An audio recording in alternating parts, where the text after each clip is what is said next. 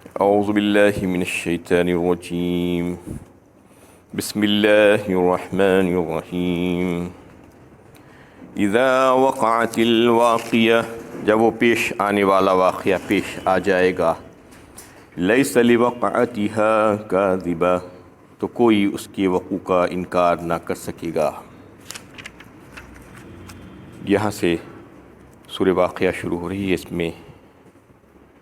6 آیتیں اور 3 رکوع ہیں۔ یہ مکی صورت ہے۔ سب سے پہلا لفظ واقعہ کا آیا ہے۔ واقعہ کے معنی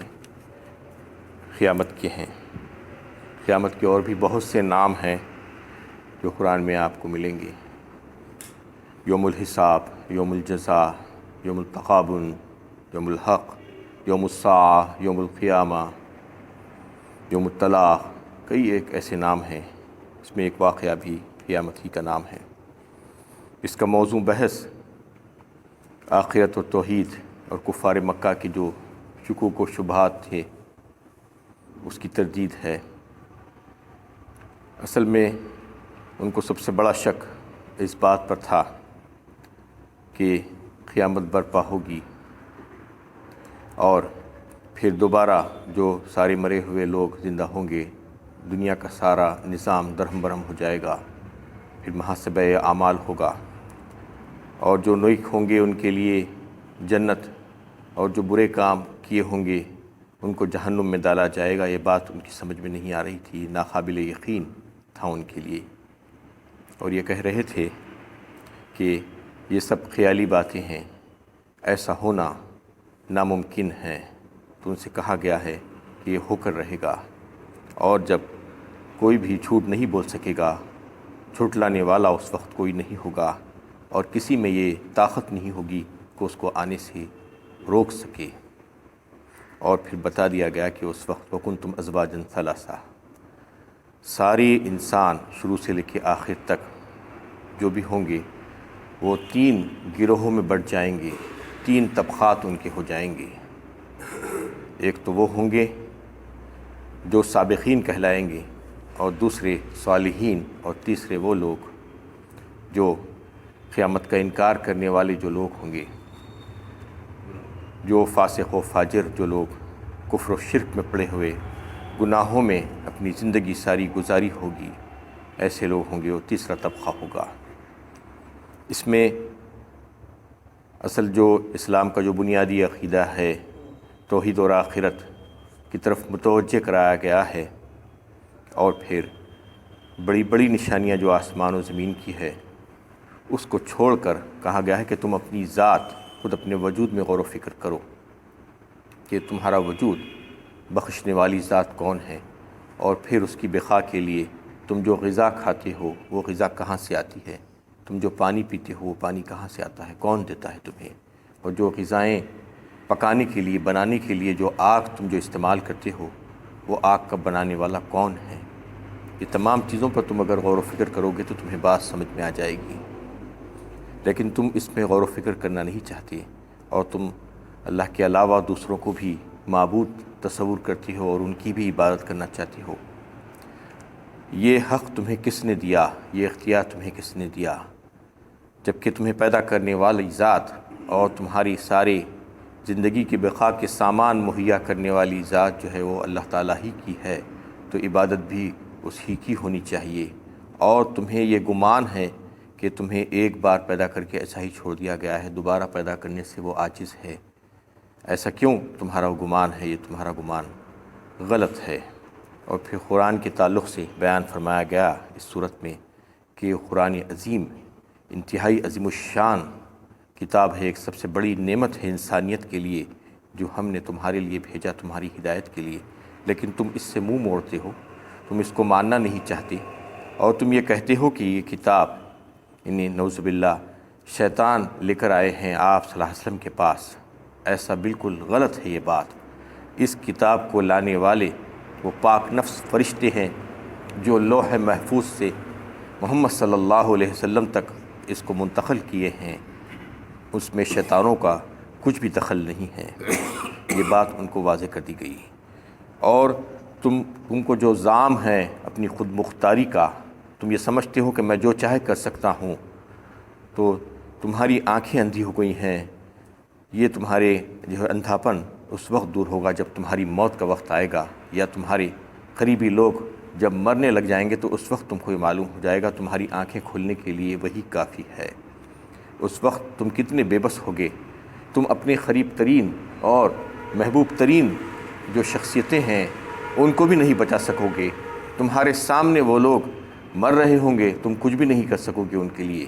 تو کیا تم کو اس بات کا احساس نہیں ہے کہ تمہارے اوپر کوئی ایک بالادستی ہے، ایک طاقت ایسی کام کر رہی ہے، کوئی خدا ہے اور جو ہے ان تمام چیزوں کو لے کر چلا رہا ہے؟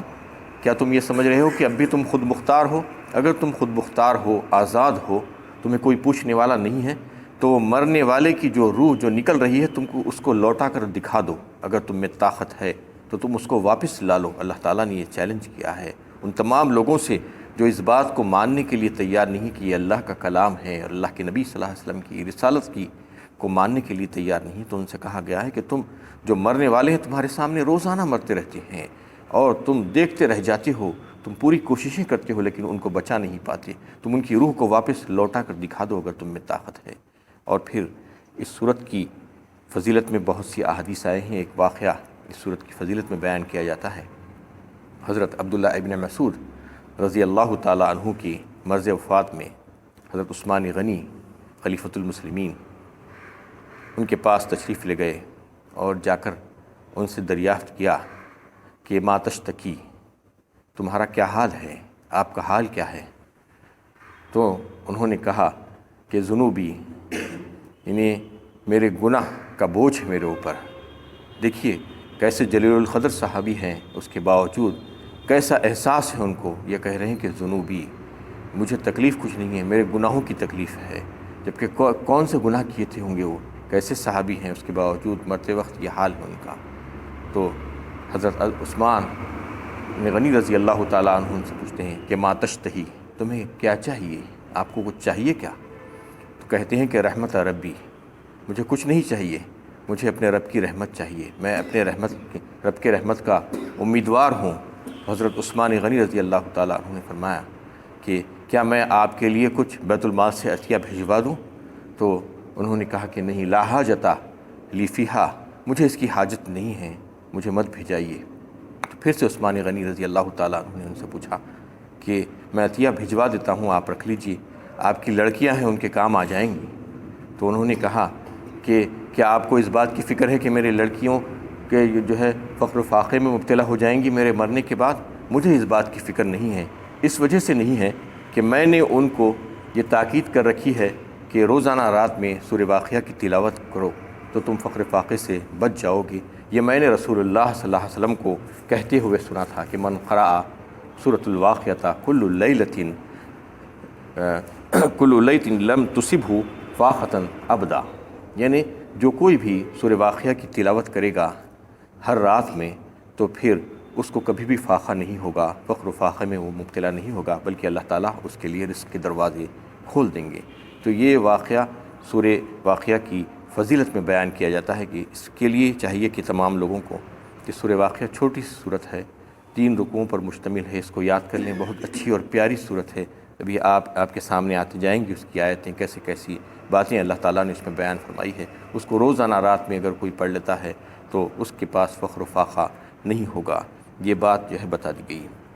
اور جہاں سے سورت شروع ہو رہی ہے کہ سورت کی شروعات اور ابتدا جو ہو رہی ہے اذا وقعت الواقعہ، تو اس میں یہ بات محسوس ہو رہی ہے کہ کچھ ایسے یعنی چمگوئیاں ہو رہی تھی مکے میں، اور کچھ ایسی بات چیت اور بحث و مباحثہ ہو رہا تھا کہ اس کا جواب دیا جا رہا ہے۔ اس انداز میں جو ہے گفتگو شروع ہو رہی ہے۔ جب اللہ کے نبی صلی اللہ علیہ وسلم دعوت دین کا تبلیغ کا کام شروع کیے اور ساری باتیں وہ لوگوں کو بتانے لگے تو سب نئی نئی باتیں تھیں ان کے لیے۔ اس میں سب سے زیادہ حیران کن اور تعجب خیز جو بات ان کو یہی لگی کہ آخر یہ کیسے ممکن ہے کہ یہ سارے عالم کا جو ہے نظام درہم برہم ہو جائے گا اور دوسرا بالکل نیا عالم جو ہے وجود میں آ جائے گا، اور جتنے بھی مرے ہوئے جو لوگ ہیں شروع سے لے کر آخر تک وہ سب کے سب زندہ ہو جائیں گے، زندہ کر دیے جائیں گے، اور پھر ان سے حساب و کتاب ہوگا۔ یہ کیسے ممکن ہے؟ یہ بات ان کو سمجھ میں نہیں آ رہی تھی اور اس کو ماننے کے لیے تیار نہیں تھے۔ ان کو اس بات کا جواب دیا جا رہا ہے کہ اس پس منظر میں اذا وقعت الواقعہ، یعنی یقیناً وہ جب پیش آ جائے گی تو پیش آنا اس کے لیے ضروری ہے، لیس لوقعتہا کاذبہ، تو کوئی اس کے وقوع کا انکار نہ کر سکے گا، یعنی کسی کی ہمت نہیں ہوگی کہ اس کو جھٹلائے یا اس کو آنے سے روک دے، وہ آ کر رہے گی۔ خافضۃ الرافیہ، وہ تہ بالا کرنے والی آفت ہوگی، یعنی اس کا مطلب یہ ہے کہ خافضہ کہتے ہیں پست کرنے کو، رافعہ کہتے ہیں بلند کرنے کو، یعنی اس دن کا معاملہ ایسا ہوگا کہ یعنی تہ و بالا کر دے گی، کسی کو بلند کر دے گی اور کسی کو پست اور ذلیل کر دے گی۔ جیسے انقلاب آتا ہے کسی حکومت اور سلطنت کا، تو انقلاب آنے کے بعد کیا ہوتا ہے، فقیر مالدار ہو جاتا ہے اور مالدار فقیر ہو جاتا ہے، اور کیسے کیسے جو ہے تبدیلیاں پیدا ہو جاتی ہیں کہ کہاں سے کہاں لوگ چلے جاتے ہیں۔ اور پھر اس میں یہی بات بتائی گئی کہ وہ ٹھوس بنیادوں پر اللہ تعالیٰ فیصلے کریں گے اس دن، اور جو دنیا میں جو ذلیل سمجھے جاتے تھے ان کو عزت دی جائے گی، اور دنیا میں بڑے عزت دار بن کر پھرتے تھے ان کو ذلیل کیا جائے گا جو اللہ تعالیٰ کی نافرمانی میں لگے ہوئے تھے۔ اس دن ایک سے ایک حال ہو جائے گا اور تہ بالا ہو جائیں گے سب کے سب، کوئی پست ہو جائے گا اور کوئی ذلیل ہو جائے گا۔ اذا رجت الارض رجا، جب کہ ساری زمین ایک بارگی ہلا ڈالی جائے گی، وبست الجبال بسا، اور پہاڑ اس طرح ریزہ ریزہ کر دیے جائیں گے، فکانت هباء منبثا، کہ پراگندہ غبار بن کر اڑ جائیں گے۔ یہ کیفیت ہوگی اس دن قیامت کی کہ زمین و آسمان اور پہاڑوں کو جو آج دیکھ رہے ہو کہ بڑے جم کر کھڑے ہوئے ہیں، وہ اس دن اڑنے لگیں گے اور پراگندہ غبار کی طرح، دھوئیں کی طرح نظر آنے لگیں گے۔ وَكُنْتُمْ أَزْوَاجًا ثَلَاثًا، اور تم اس وقت 3 گروہوں میں تقسیم ہو جاؤ گے۔ ساری انسانیت شروع سے لے کر آخر تک، حضرت آدم علیہ السلام سے لے کر قیامت تک آنے والے جتنے انسان ہوں گے، اربوں اور کھربوں، ان تمام کے جو ہے 3 گروہ ہو جائیں گے، 3 گروہوں میں ان کو تقسیم کر دیا جائے گا۔ 3 گروہ کون سی ہوں گے؟ سب سے پہلا گروہ کا جو تذکرہ اللہ تعالیٰ نے فرمایا، فاصحاب المیمنہ، بس دائیں بازو والے ما اصحاب المیمنہ، دائیں بازو والوں کا کیا کہنا۔ دائیں بازو والے یعنی میمنہ یمین سے آتا ہے، سیدھا ہاتھ، دایاں ہاتھ جسے کہا جاتا ہے، وہ خوش نصیب لوگ، وہ نیک بخت لوگ، اور وہ عالی ظرف لوگ، وہ عالی ہمت لوگ، وہ عالی مقام لوگ، اور وہ حضرات جن کا جنت میں داخل ہونا لکھ دیا گیا ہے، جنت کا داخلہ ان کے لیے جو ہے بتا دیا گیا ہے، وہ خوش نصیب لوگ ہوں گے جس کو اصحاب المیمنہ کہا گیا۔ اس کے بعد دوسرا گروہ جو ہوگا وہ اصحاب المشأمہ، بائیں بازو والے، یعنی بائیں بازو والے وہ بدبخت لوگ، اور جو نافرمانی کر کر کے یہاں سے گزرے ہیں، جو کفر و شرک اور فسق و فجور میں جو اپنی زندگی گزارے ہیں، جو ماننے والے نہیں تھے، جو جہنم میں جانے والے ہیں، جن کے لیے اللہ تعالیٰ کا فیصلہ ہو چکا ہے، اور وہ جو ذلیل کیے جائیں گے اس دن، وہ تمام لوگ اصحاب المشأمہ ہیں، یعنی دائیں بازو والے، بائیں ہاتھ والے جو لوگ ہوں گے۔ ما اصحاب المشأمہ، کیا ہے یہ بائیں بازو والے؟ بدنصیبی کا کیا ٹھکانہ ہے ان کا۔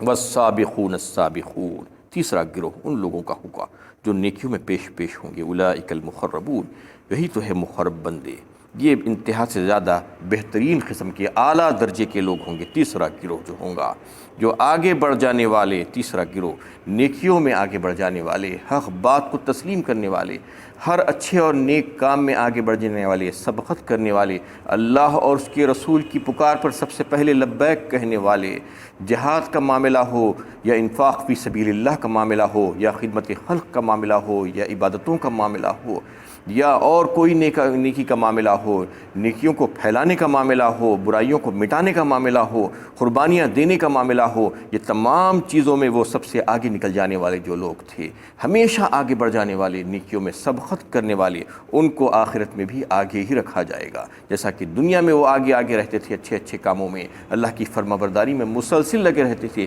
تو آخرت میں ان کو پیچھے نہیں رکھا جائے گا، بلکہ آخرت میں بھی ان کو یعنی دربار الہی کے قریب رکھا جائے گا، اس کے قرب میں رکھا جائے گا۔ یہ وہی لوگ ہوں گے۔ اس کے تعلق سے اللہ کے نبی صلی اللہ علیہ وسلم کی ایک حدیث ہے، حضرت عائشہ رضی اللہ تعالیٰ عنہ اس حدیث کو روایت کرتی ہیں۔ فرمایا رسول اللہ صلی اللہ علیہ وسلم نے، ایک وقت آپ صلی اللہ علیہ وسلم نے پوچھا صحابہ کرام سے، کیا تم کو معلوم ہے